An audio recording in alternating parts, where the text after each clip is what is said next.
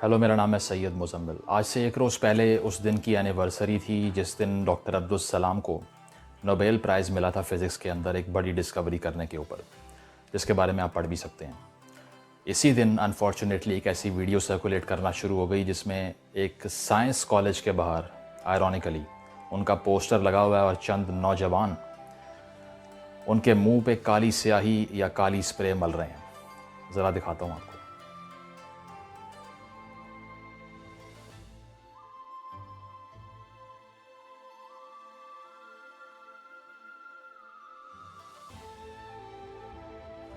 अब बात यह है कि ये जो काली स्प्रे या कालख मली जा रही है ना, ये डॉक्टर अब्दुल सलाम के चेहरे पर नहीं, ये साइंस के चेहरे पर हम सदियों से मलते आ रहे हैं और इसकी एक लंबी तारीख है मुस्लिम सोसाइटीज़ के अंदर।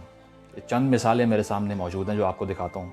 एक अलराज़ी की बात कर लेता हूँ, जिसको ग्रेटेस्ट नेम इन मेडिसिन भी कहते हैं, जिसने तिब में इतना अच्छा काम किया कि यूरोप ने उससे मोटिवेशन ली और डिस्कवरीज़ की आगे जाके।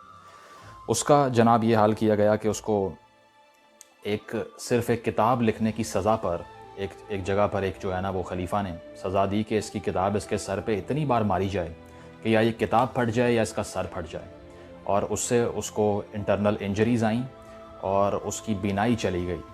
He lost his I site और सारी ज़िंदगी नाबीना होकर उसने ज़िंदगी गुजारी और इस तरह ही मरा ज़लीलो ख्वार होके। फिर जी इसके बाद इब्न रुश्द की अगर बात कर ली जाए तो मैथमेटिशियन था, एस्ट्रोनॉमर था, फ़िलासफ़र था, जो बहुत बड़ा नाम है, वेस्टर्न कंट्रीज़ में भी पढ़ाया गया वो। उसकी किताबें जला दी गईं सिर्फ़ उसके काम की वजह से, और फिर एक लोकल मस्जिद में जाके हुक्म दिया गया कि जो भी नमाजी यहाँ से बाहर आएगा उस पर थूके इसके मुंह के ऊपर, और बाहर एक पिलर से बांधा गया उसको और गुज़रते हुए लोगों ने उसके मुंह पे थूका। सारा काम जला दिया गया उसका जो उसने लिखा। याकूब अल-किंदी की बात कर ली जाए तो वो भी फ़िलासफ़र था, मैथमेटिशियन था, मेडिसिन का एक्सपर्ट था और एस्ट्रोनॉमर भी था। उसको भी अपने काम की वजह से उसकी लाइब्रेरी उससे छीन ली गई, सारा रिसर्च वर्क छीन के डिस्ट्रॉय कर दिया गया और उसको पब्लिक में 50 कोड़े मारने की सज़ा मिली, सिर्फ रिसर्च करने की सज़ा पर। फिर इब्न सिना की बात कर ली जाए तो ये तो बहुत बड़ा नाम है, आप भी वाकिफ़ होंगे इससे, और जिसने कानून तिब जो किताब लिखी, जो इतनी मशहूर हुई कि आजकल जो इलाज चल रहा है, मेडिसिन जो जिस अरूज पे पहुंची है, वो इस किताब के बगैर पॉसिबल ही नहीं थी। इसको भी जनाब खलीफा ने सर कलम करने का जो है ना हुक्म दे दिया इसका, और ये छुपता मरता भागता रहा सारी ज़िंदगी, और ये रूपोश होकर ही इसने ये किताब लिखी जिसकी मैं बात कर रहा हूँ।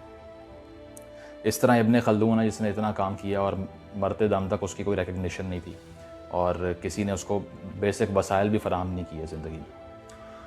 तो ये बात है कि हमने जिसने भी आउट ऑफ द बॉक्स सोचा है, जिसने भी कोई डिस्कवरी की है, कोई साइंस को परसू किया है, जिसने भी आज़ाद सोचने की कोशिश की है, जिसने भी आगे बढ़ने की मुआशरे की रफ्तार के साथ कोशिश की है, उसका हमने यही हाल किया।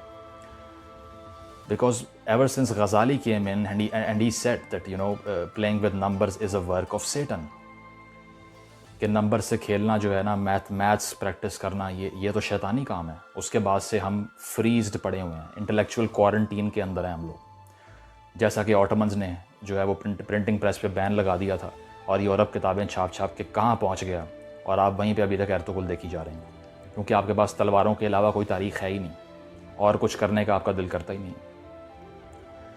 आप जाकर देखें आज के लॉरेंस क्रॉस को या नील डिग्रास टाइसन को या मिशियो कैकू को किस तरह वो ट्रीट करते हैं अभी वेस्टर्न सोसाइटी के अंदर। उनके साइंटिस्ट उनको सर पे बिठा के रखा हुआ है उन्होंने, और वही ईंधन बनते हैं इस तरक्की की बस का, जो कि आपको अपने पैरों तले रौंद के आगे बढ़ जाएगी, लेकिन आपको उसकी रफ्तार कैचअप करनी पड़ेगी। अगर ना की तो ये बस आप मिस कर देंगे और ये आगे बढ़ जाएगी, लेकिन आपको अब भी होश नहीं आ रही है। अगर अब भी होश ना आए तो एक फ़ैक्ट बहुत बड़ा आई ओपनर है, शायद उससे कुछ जो है ना वो समझ आ जाए कि हम कहाँ पर खड़े हुए हैं।